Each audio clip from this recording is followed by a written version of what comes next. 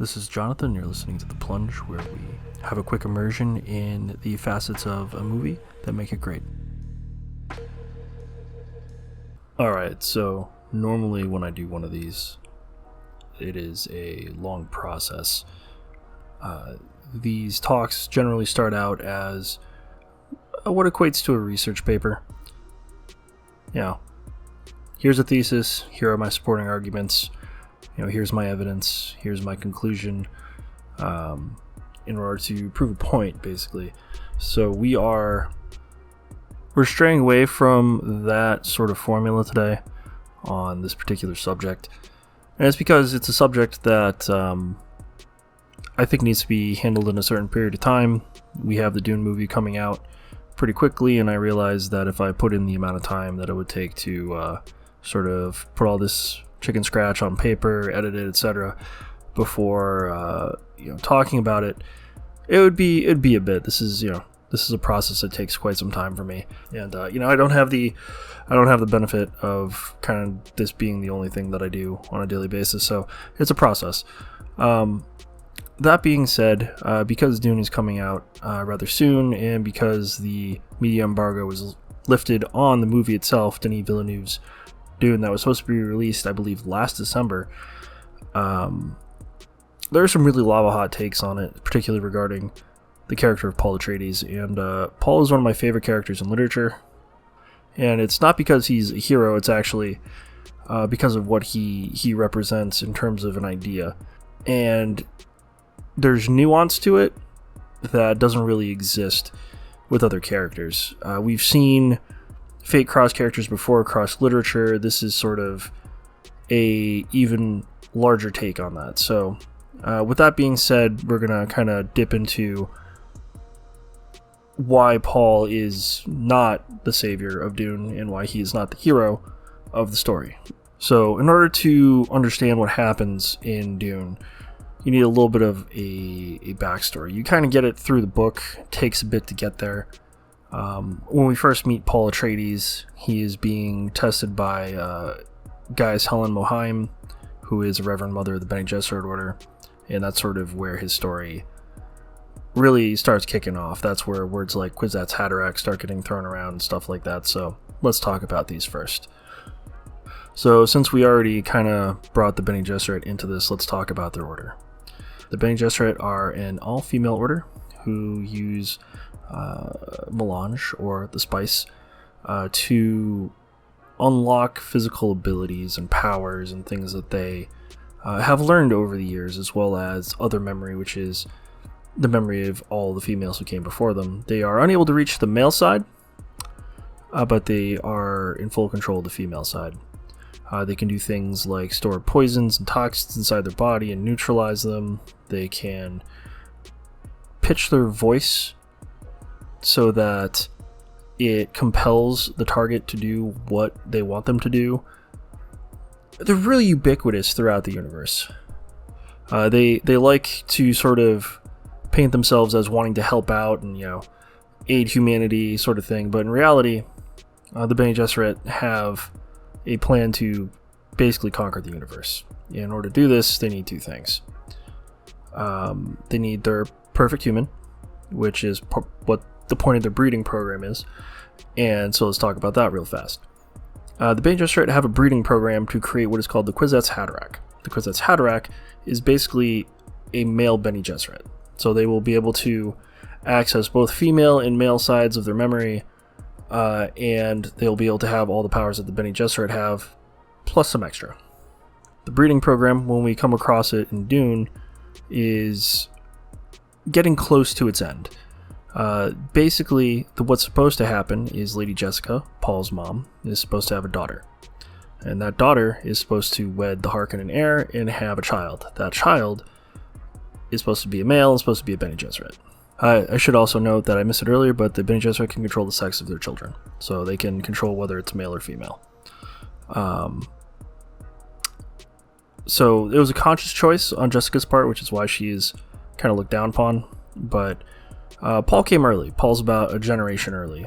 And he is part of this breeding program. So it stands to reason that when you sort of mix him with spice, which is kind of what happens when he arrives on Dune, that you're going to get something a little bit more volatile out of it. Now, the next question is, well, how would the Bene Gesserit take over the universe? And that part's a little, I'm not sure it's more complicated, but it makes a lot more sense. Basically, what the Bene Gesserit have done is they have gone along to different planets, and they have implanted different mythologies. And the more austere the climate, or the more austere the planet, the more austere the ideology. The idea is that they want to create a religion on these planets so that it's really, really easy for them to present the Kwisatz Haderach and have them take over the planet. Everybody goes, oh my god, it's the Messiah. And, they all form behind him, and they just easily take over, they easily take over planet by planet. So it stands to reason that with Dune being a very austere planet, that the religion and mythos implanted there is in turn really austere. And there you hear in Dune itself, you hear the phrase Arrakis was created to train the faithful, and that also will play a part here coming up. So the faith implanted on Dune, or the mythos implanted on Dune, Arrakis, is that they will have what is referred to as the Lisan El Gaib, which is the voice from the outer world. And the voice from the outer world will be a boy child with a Bene Gesserit mother. And as you can see, this is sort of where Jessica and Paul fit in. And with Paul's Bene Gesserit training from his mother, and his training as a Mentat, and his prescience being gradually unlocked, the more spice that he consumes being on the planet Arrakis, because they talk about on Arrakis the atmosphere is full of spice. It's everywhere. It's in the food, it's in the coffee, it's in the air. You can smell it as you walk across the sands. That if spice sort of has this interaction with female Bene Gesserit, there is no reason why it wouldn't have this interaction with a male Bene Gesserit, which is essentially what Paul is, since he is so close into the breeding program. So when these things come together, both the Bene Gesserit breeding program and their missionary protectiva, it works exactly the way they built it to work. At least it does in the microcosm of Arrakis, where the Fremen are fanatically behind Paul because he is the prophet sent to them by Shai Hulud, the voice from the outer world. They back him 100%. He becomes their Naib, and he leads them against the Harkonnen, wipes the Harkonnen off of Arrakis, and then takes over the Imperium. And then, of course, this is after Dune, but it's important to the argument.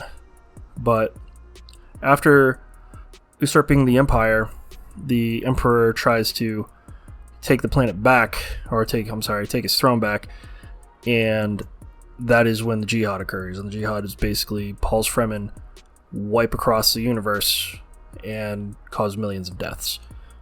It is important to note that another reason why Paul is not the savior that you think he is that he saw this coming. And it's noted several times in the book that he saw the Jihad coming, but was powerless to stop it. And it's probably the only way that it could have been averted was maybe as if he was killed in the initial Harkonnen invasion.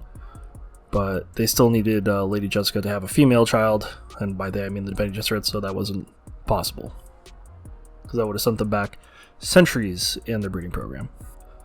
It is also important to note that Paul did not have perfect prescience, so the Princess Irulan has multiple quotes in the beginning of chapters in Dune where she imparts bits and pieces of information upon the reader.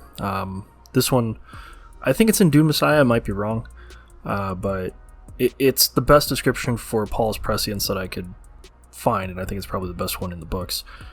If you're on the floor of a valley, you cannot see beyond your valley. Just so, Muad'Dib could not always choose to look across the mysterious terrain. So this means that, Paul is still human. Like, he's still a man, he's not a god. And so he's going to make decisions based on the future that he sees. Whether or not those decisions are correct are yet to be seen.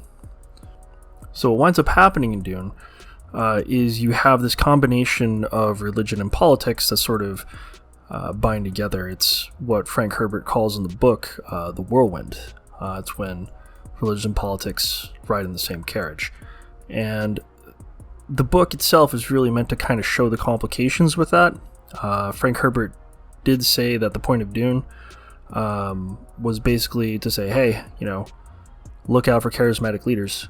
They're not who they say they are, or they may not be who you think they are. And that is basically what happens with Paul, where the Fremen think he is, this prophet sent to them, this divine being. In reality, he's a man. He was built by a breeding program, and they think he is what they think he is because of a plot to take over the universe by the Bene Gesserit. And it's these things that make Paul an interesting character, because we see him as the hero of Dune because Dune's told from his perspective. But just because we're all our own heroes in our own story doesn't mean that we're not the villain in somebody else's story. So, with that being said, I think that just about wraps up the character of Paul Atreides, and I think it's pretty evident that he is not the savior of Dune. He is not the savior of the Fremen, and be wary of charismatic leaders. Thanks for listening to The Plunge. We'll see you next time. This is Jonathan, signing out.